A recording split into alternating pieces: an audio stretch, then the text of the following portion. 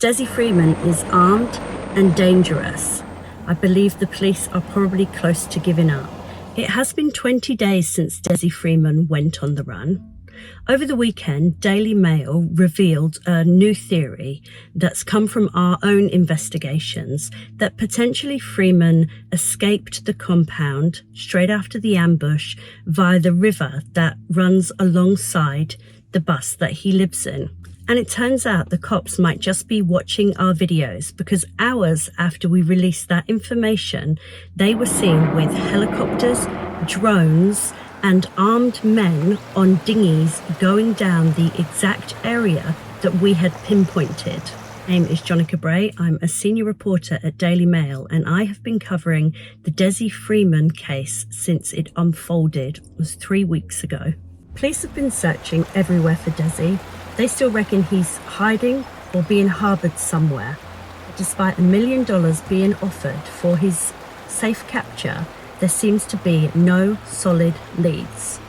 This search is costing an estimated $1 million a day. We're currently in day 20 and it doesn't look to be over anytime soon. We have seen unprecedented manpower on this case, from drones to helicopters, the Australian Defence Force to police force. Even New Zealand authorities have sent experts in the field. On Sunday, Victoria Police lifted its travel warning, but locals in the town fear their bottom line may still be irreparable and fear tourists will avoid the area until he's found. Daily Mail revealed the video of the police breaking into the bus he shared with his wife Marley and 2 children, but we can now reveal the real reason why Freeman refused to open the door. It's now clear the fugitive gunman knew that the item officers would find inside his home would almost certainly condemn him to years behind bars. Freeman had already lost his firearm license, which had been stripped from him after a string of public rants in which he hurled abuse at the police and authority figures and posted chilling threats online. But rather than stepping back from violence, the father of 3 took his obsession underground, building his own weapon in secret. Detectives now believe Freeman had manufactured a homemade gun, a deadly device pieced together with help of online blueprints and black market parts. Under Australian law, the penalties are severe. In some states, even downloading and possessing the plans carry a maximum of 14 years in jail. Dezi tells everyone he knows the law better than anyone else, and he would have known he was done for if it was found, one friend told the Daily Mail. He would not cooperate, he would not hand over weapons, and he would not surrender because going to jail and having his freedom taken from him was what he feared the most. We have also learned what happened to Dezi Freeman's wife Marley and his 2 children in the immediate aftermath of the ambush.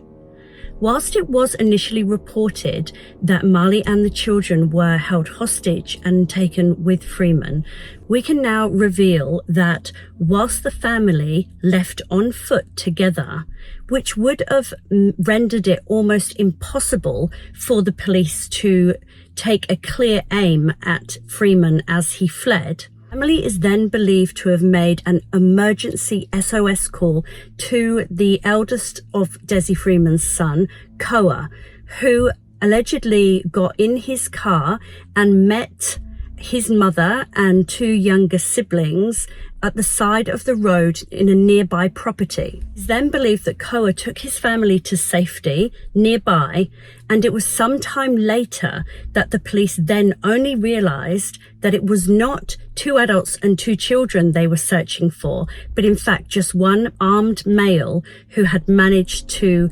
seemingly get away without any detection and could be quite a lot further than was initially anticipated. Travelling on foot under the cover of darkness, Freeman could make it from his Porapunka property to the New South Wales border in just 1 day and 8 hours. With that in mind that questions have been raised, have police been concentrating their efforts in the wrong area? And where is Dezi Freeman now? Our contacts tell us that he hates cities. He dislikes built-up areas. He's also not a fan of the snow or cold.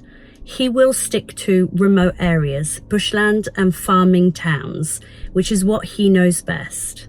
They say he could well be taking shelter in hay barns or small buildings in remote areas, and that creature comforts like accessing the internet, a warm bed or good food are not important to somebody like Freeman. But with such a vast area he could have covered even on foot in the last 21 days, it's anyone's guess where Freeman now is, which will be relying on the public to keep their eyes peeled and report any suspicious activity. But this in turn puts thousands of people in harm's way, because Dezi Freeman is armed and dangerous, and he still wants revenge. But as we move into the 4th week of this search, I believe the police are probably close to giving up.